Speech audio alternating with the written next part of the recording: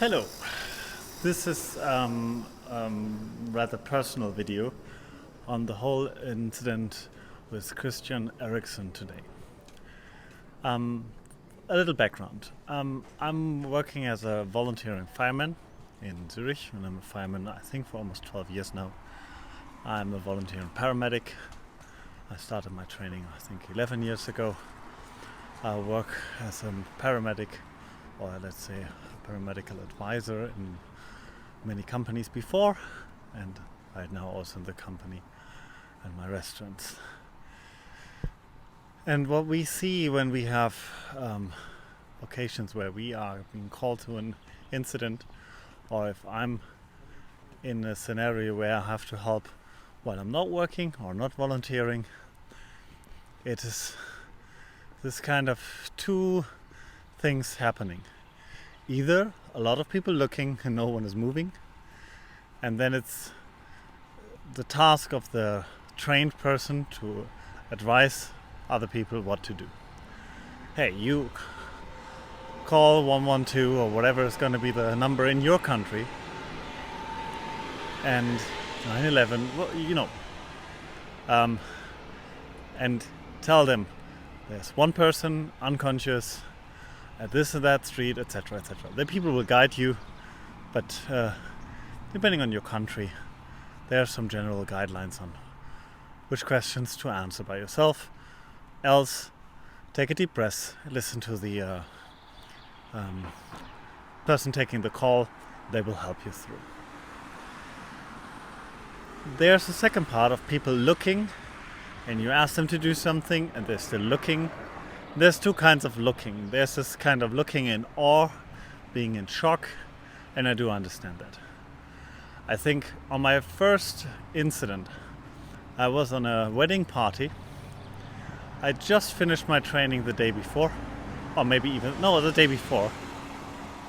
And one of the person on the wedding party was a little too drunk, with a little too much medication, and the person stumbled backwards, fell on the floor, hit the head on a table corner, and had a massive bleeding wound at the back of the head. Then fell unconscious. And when I was trained, there was a phrase which some people hate me for when I use it today. When a person stops breathing, it's gonna start to become easy. Fortunately, it was not getting easy.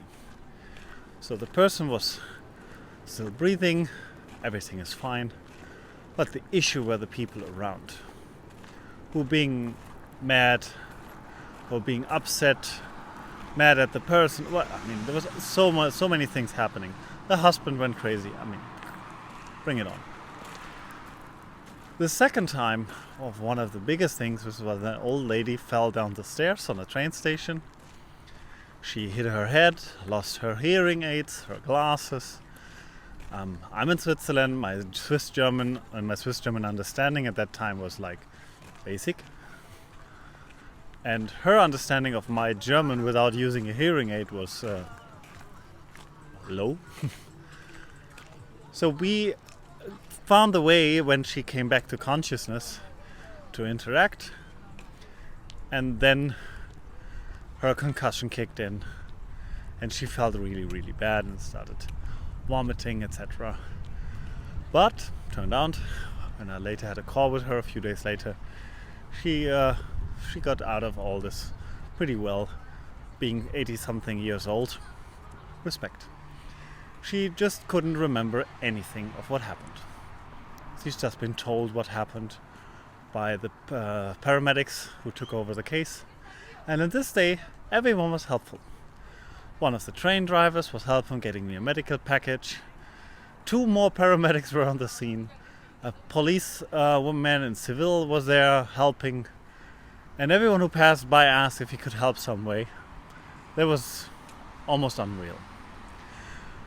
Whole story, long one, why on this football topic, or soccer if you're in the US. So with Christian Eriksen, the part for me what was crazy is it is not the people in the stadium.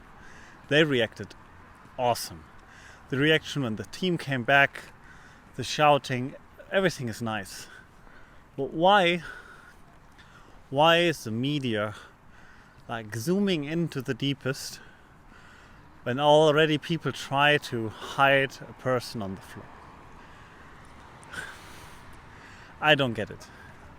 It's so easy. Just zoom out. Take a different. You don't have to go away, turn the camera around. I do understand you want to cover it. It's all fine. But why you don't zoom away in a proper way? Maybe it was just on the medias which I was seeing today after that all happened. But the pictures I've seen was zoomed in on this the other player standing around and hiding his body. Why?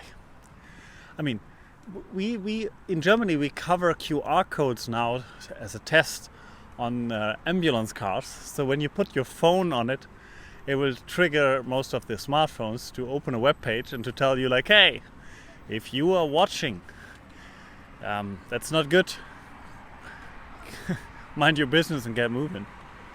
Well, and if I remember the accident from Gosian in the F1, there was no, hey, let's get the last zoom into it and get the deepest picture right from the get-go. It was more like a press release later on where everyone was involved, but not on a live screen. Yes, you saw the accident, but like the deepest pictures, at least I didn't see them in this kind of way.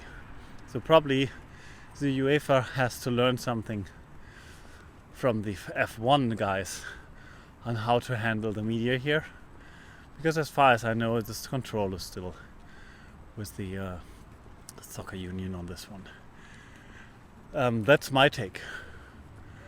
Guys, if something happens around you, if there's an accident, someone gets severely injured, either help or mind your business and go away. Do not take out your phone, go on Zoom, upload the video. For a few seconds of fame, and always think about how would you feel about it. If it would be one of your friends, one of you parts of your family you will see on TikTok in a 15-second video of fame. But like I said here, it's the big medias controlled by the UEFA who are taking those pictures and promoting them and bringing them out. At least, like for example, now.ch as a Swiss website, they stopped the footage pretty early on and just gave like an impression of, okay, someone is on the floor and something happened and someone is taken from the field. That's media understanding which I would like to see, but like staying on it, I don't know. Probably I'm having a different opinion on this. Let me know your opinion. What do you think about it? Leave it down in the comment section. And if you liked this kind of content, subscribe to the channel. And if you enjoyed this video, or at least, enjoying sounds really hard now, but being like brought to thoughts by it, or you just dwell in agreement, then leave a like. Thank you so much, and see you later. Bye bye.